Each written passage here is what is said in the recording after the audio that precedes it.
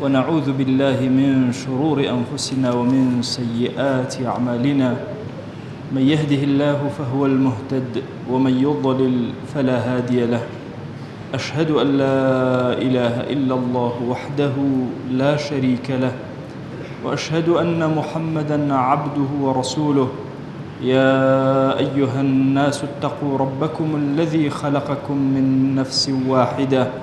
وخلق منها زوجها وبث منهما رجالا كثيرا ونساء، واتقوا الله الذي تساءلون به والأرحام إن الله كان عليكم رقيبا. لپاش سپاس و ستایشێکی بێهەمتا بۆ کردگاری مەزنوو، داواکردنی درود و ڕەحمەت بۆ سەرگیانی پاکی پێشەوەی مرۆڤایەتی محەممەد صلی الله تعالى عليه وسلم کە لە خزمەت ژیانی پێغەمبەرانە ڕائەوەستی عليهم الصلاة والسلام، یان لە قورئانە کاتێک کە بەسەرهاتەکانیان ئەخوێنیتەوە خاڵێکی زۆر جەوهەری گەورە ئەبینی، ئەویش متمانەبوونە بەخوا جەل جەلالوه. پێغەمبەران عليهم الصلاة والسلام کە لە ناخیانە یەقین بەخوا دروست بووە، زۆر متمانیان بەخوای خۆیان بووە. لەکوێ ئەم متمانانە دەست ئەکەوێ؟ لەو کاتێک کە ئینسان تووشی ناڕەحەتی و زەحمەتی ئەبێت چۆن مامەڵە ئەکا. بە درێژایی مێژووی پێغەمبەران و ئومەتی پێغەمبەر صلی الله عليه وسلم هەموویان بە زەحمەتی و میحنەتیا تێپەڕیون، چۆن مامەڵەیان کردووە لە کاتی میحنەت و زەحمەتیەکانە. ئیبراهیم عليه السلام کاتێکەوە ئاگر ئەکەنەوە و ئەیانەیە بیخەنەوە ناو ئاگرەوە، ئەلەم کاتە جوبرائیل دێ بۆ لای چیت ئەوێ لە خوای خۆت؟ ئەفەرمێ علمه بحالی یغنینی عن سؤالی، مادام خوایەک بە عەزەمەتی خۆی ئاگای لە منە کە ئەم خەن ناو ئاگرەوە، هیچ سوئال و داوایەکی لێ ناکەم، ڕازیم بە هەموو شتێکە خوا بڕیاری لەسەر ئەدا. بۆی کە ئەیخەنە ناو ئاگرەکەوە رب العالمين أفرمي قلنا يا نار كوني بردا وسلاما على إبراهيم. أي آجر هم ساردو في نقبة هم سلامتي جوا بسر إبراهيم، وي إبراهيم بسري برز ولا نو أجرا يتدرو. يان كهلا داستاني إبراهيم أبيني من الله كاني أهيند لشوينك بواد غير ذي زرع عند بيتك. خواجان لواديك هيج زرعاتي كتيانة هيج كتيانة كمال بردي الرش الرق ومن الله كان بجيه هشت إلهي بستوم بلاو بجيه هشت سيري أم بتمانيكا بير كرا ولا خوت أجر تو أمريك إلهي دبو بيه مالو من الله كلا سبب بدي الرق بجيه بهالي خود بتاقي تنها بجيان بيالي أن ديت دستي خدا بجيان إهالي شون ما ملا أكيد قال خواي خوتا. يانا دايكي موسى كاتكوا يقيني هي أم كري موسى كري أفوتيه خوا جل جلاله. وأوحينا إلى موسى أم موسى أن أرضعيه برشيري بدرتيري كبباشي فإن خفت عليه فألقيه في اليم. أجر هاتو ترساي لو يكمل على كشتيك ليه بخنو أو من الله شكور بيساوات شون جرأت أكي بخيتنا أو سري أو متمانيك بخوا شن عظيم ما ملايان لقى الخوا كردوا أم قورانيك ولا قرآن باسكرا. يا موسى عليه السلام أجاتا كنارك كبردمي أو لبشتي شيوا أو جيش فرعون خريجة أجاتا السر دوستكاني وخوشويستكاني وأنا إيمانيا بهناوا بي ألن إنا لمدركون إما تازت ياسوين أو تا بيمان جيشتن لو لحظة فرمك كلا إن معي ربي سيهدين. أبدا اشتوارونا دا كمن خدام لقلايا خدار ما يمأكات دروازة ودرجاي خير اللي أكاتو. يحيى كوري معاذ برسالي أنك لو إنسان شون أبيت ولي خوا هموما حز أكين لو أنا بين كيشي بين لأولياء خوا فرمي سيخ خصلت لهركسي كهبي ولي خوا. يا كم الثقة بالله في كل شيء لحرجيش تيك زور متماني بخواي خوي هبي باو بشتي أو بي الغنى به عن كل شيء بس خواي بلا وقرنق بي اشتكاني ترهمو ليه قري الرجوع إليه من كل شيء لحرجيش تيك بقرته ولا خوي فرمي أمسي صفتان هبي إلهي بن إنا لله وإنا إليه راجعون. همشي أم كلمة لسرتان بي إما خومن هي خوين ولا أو أقرينوا علماء فرموا لا ملامي تمليك إنا لله يعني خمان خاوني خمان نين خمان ملكي خوينو بولا أيش أقرينو أفرمي كز أمسي خاصتي يا بيك لأولياء إخوة عالمي إسلامي بدرجاي ميجوي خوي برب ولا زحمتي وناراحتي أزان چند خوين رجا ولا أمتي بيغمر صلى الله عليه وسلم چند دين جار چي لم أمتك را بلام أمتها هلا قشايا ولا بروايا أمرو لو سيباسي غزة وفلسطين هبت بلام بدرجاي ميجوي أمتها هلا هند ولا صين ولا كيو أقري لمستهد وزحمتي أبو خوا جل جلاله بعظمتي خوي لم زحمتي وناراحتي أنا درجا كاني خيري بسر أمتها كلت أوي جرينجا بالنسبة توي إيمان دار وإمي إيمان دار أبي بشتمان بخوا قايم به أبي متمانيكي زور جوري لقى الخوا خو أنا خرجك أما لبابتي جوري أمتي أبو شوازية لبابتي كوملجاش أبو شوازية لبابتي فردي مسلمان شهر أبو شوازية تصور كتوي مسلمان أشي برو هر كارج أبي أو اندمت ماند بخواي خوتها به لقى الخواي خوتها بشوازية ما ملكي يقين تهبه كخوايك سر برشتي تو أكا إما نخوش كوين دزبو هرچيش تأيبين كمتين رجا بيري دعا من أكويتو توشي زحمتي كان أبين كمتين رجا أقرينا ولا إخوا كأما صفتي أهل دينية صفتي أهل دين قرانا ورجوعك كاملة ولا إخوا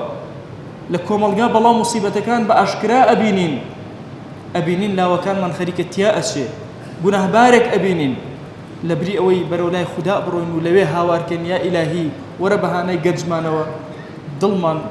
وهاي ليلة برامبريك قصة أكين وقفتو بويك خراب برامبر بيكتر أكين زاني صفتي أمتي بيغمر صلى الله عليه وسلم همو أو مخلوقاتاني هن بكافريك شو لسر زويا بمخلوقي خواي أزاني ومامليك زور جواني لقلا أكا لك يا عبدك بيني قناه بارا أم دعاي بو أكا خواي هدايتي بدا عبدك بيني لبلا مصيبتي خواي كومشي كتاها الأسيتوا أمتك بيني تياءتي خواي وربهانا يعني لناوكم القاهر صفتك ناشيني بيني هاوارك أخويا دروما نبكر أبي إما الزور متمانا من برب العالمين أخو من هبين إما آية رسق من للزبية لأسمان كان تصور كان إما الزور كادوها مشغول كراوين لبابتي معاش وهادي هاناية لبابتي سلطيكي خراب كآية تشاك بي تشاك نابي دي بشمو أم جاريان تشاكو بي همو من باش الدين داركي خما ليات كردو كو باش السياسة كي لجياني إنسانا أي باش الدين داركي تو كامية أي لكواتي أجي لم تمانية بخوا جل جلاله بيدوابي أجر خلشي ظالم معاشكي تو ببرتو ولا برسا أمري خوايك بعظمتي خوي رزقي تو ولا بردسي الحمد لله هوا أو نان أما أنا بدسي هيك كسيجنية خور أما أنا بدسي خوايا جل جلاله بدسي مروفانية بيسترين وظالمترين شت أويك الرزق بكيوت لا يمروف بوي بشيك لدعاء كان دعوة بخوايا رزقم للا يخود به زليل دس هيك كسيكم لكن تو رزقم بو بنيرا علماء فرمون آية رزق لما زل إمام الشافعي خومانا آية رزق أويك أي خويت يا أويك كوي أكيتو رزق أويك كوي أكيتو ممكن هرشي كوت كيوتو وخلقي تربي تنها أويك لقرويتو أجيت أخوار ورزقيتو أوي تري هيتش رزقيتون بويا إما لم زمني فتنانا يتر أما بلايا رويت يكردوين شبكي معاشنا ودريت شبكي توشي دردو نخوشي بلا مصيبة بين خصاني هوا سيرك زنوختش أنواع جوري نخوشي بس ملة ولاتا بلاو أبيتو هرشوا دارت جراوة دجمن بهمو بارقليت أدري خوش الدجمني خوتي أويك خباتت بوكرت أويش دجمني توي نازالي شبكي آیا ئێمە ئیترە بێ دانیشین و دەستکەین بە گفتوگۆیەکی خراپ لە بین یەکترا یان ئەبێ پەنا بدەینەوە لای خوددا بگەڕێنەوە لای خوا جەل جەلاله ئەزانین زۆرێک لە گرفتەکانی ژیانی ئینسان بە تەوبەیەک حەلەوێ ئەزانی زۆرێک لە زەحمەتەکانی ژیان لەسەر ئومەتێک جاری وای بە تەوبەی کەسێک ڕزگاری ئەبێ ئێمە زۆر گرنگە مسلمانانە مامەڵەکەین خواناسانە لەگەڵێکا مامەڵەکەین جا ئەگەر کافر و مسلمان و هەر هەمووی زمانی وەکو زمانی ئەعلام بێ خوڕی کوێکەن وەسەر هەموو خەریکی درۆ أي نبي أمتي بيغمر صلى الله عليه وسلم هوشيار به بيني خوي خوار ركاته وتوبيك صادقانه بك بشتي بخواي خوي قايم كاته ومتمانيكي قوري بخواي خوي بتاخوا دروي لي كاته أمرو إما حالي غزة أبينين بو زحمة يا قورة ممكن بياني حالي إما أو لو زحمة يا قورة چۆن مامەڵە ئەەکەی چۆن تەوبە ئەەکەی چۆن ئەگەڕێیتەوە چۆن دوعا ئەەکەی چۆن مامەڵە لەگەڵ ئەم کەیسانە ئەەکەی لە جیهانی ئیسلامیا ڕوئەدا ئەمڕۆ غەزەیە سبەینێ سووریایە سینە هێندە ئەوەی کە لە هێندا ڕوویداوە لە هیچ شوێنێک ڕووی نەدا جاریوەوە 500,000 مسلمان لە یەک شوێنە کوژراوە ئەم ئومەتە خوێنی زۆری داوە و یەقینمان هەیە کە ئەم ئومەتە هەڵەسێتەوە خوا جل جلاله ئەفەرمێ إنا لننصر رسلنا والذين آمنوا إما أو كساني كوا پیغمبرانی ئێمەن هەر هەمویان نەسرەت ئەدەین ئیماندارانیش نەسرەت ئەدەین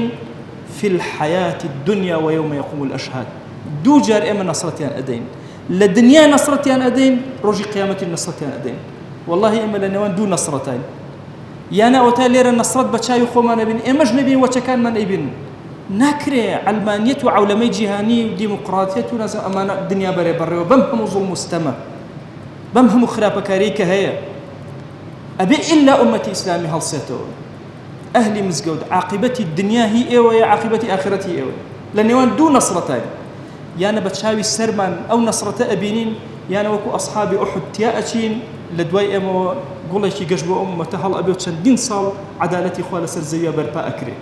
بوي إما بمهي وأجين بأمد نين متمانا من بخواي خومان زور زورا لكاروباري كسيمانا لكاروباري كومالغامانا لكاروباري ولاتو نشتمان مانا كولاتو نشتمان بشيكي زور سركي بو إما خوا لخوا إما خلق نكدو بكرد أبي زور عقلانا ما مرة لقل خومانا بكين إن جاء لآستي أمتي بغمرة صلى الله عليه وسلم أبي زور عقلانا ما ملكين خوا جل جلاله إلا درو خير من لأكاته لم دنيا ولو دنيا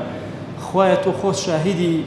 ئێمە هەمومان ئەهلی مزگەوت چاوەڕێی نەسرەتی تۆ ئەەکەین بەخوا پەروەردگارە هەمومان عەدالەتی تۆمان خۆشە ئەمانەوێت دینەکەی تۆ حاکم بێ لەسەر زەویە ئەمانەوێت ئومەتی پێغەمبەر صلی الله عليه وسلم هەڵسێتەوە لەم زوڵم و ستەمەی جیهان ڕزگارمان بێ دەیا ڕەبی خوایە داوات لێ ئەەکەین بە کەڕەمی خۆت و بە ڕەحمەتی خۆت و بەزەی خۆت دەریاکانی خێر بەسەرمانە بکەرەوە یا ڕەبی خوایە لەم فتنە و فەساد و بەڵاو موسیبەتانە ڕزگارمان کە بخوا پەروەردگارە ئەمە هیچمان لەدەست نایە یا ئیلاهی تەزەڕوع ئەکەین لە بەردەم تۆیە تەوبە ئەکەین لە حوزوری تۆیە خوایە بە تەوبەکانمان ژیانمان بۆ فراهم بێنە یا ئیلاهی بە ذیکر و ئەورادەکانمان دنیا و ئاخرەتمان پێ عەتاکە خوایە چاکەکانی دنیا و ئاخرەتمان پێ عەتاکە تو گەورەی خۆت دڵمان ئارام کە خوایە ماڵمان ئارام کە خوایە ئەم وڵات و نیشتیمانەی ئێمە زەحمەتی زۆری بینیوە خوایە ئارامی کە یا ڕەبی خوایە ئاسایش و ئارام بەسەر وڵات و نیشتیمانمانە ببارێنە بەسەر گۆڕەکانمانە ببارێنە بەسەر ڕۆژی زیندووبوونەوەمانە ببارێنە بەسەر ڕۆژی حساب و کتابمانە ببارێنە ئیلاهی ئەم ئیماندارانە ڕویان کردوتە ماڵەکەی تۆ بەخوا پەروەردگارە ئەمانە کە تاوان ئەکەن ناتوانن داوای لێبوردن لە کەسکەن بەڵام زۆر لە حزوری تۆیە ئەگەڕێنەوە و ئیستیغفارەکەن و داوای لێبوردن ئەکەن ئەمانە دەستی زەلی دوعا تەنها بۆ لای تۆ بەرزەکەنەوە ئەمانە ئەهلی ڕکوعن نێوچەوانیان سوژدەی بردووە لە پێناوی تۆیە دەیا ئیلاهی دوعاکەنیان گیرا بکە ادعوا الله وأنتم موقنون بالإجابة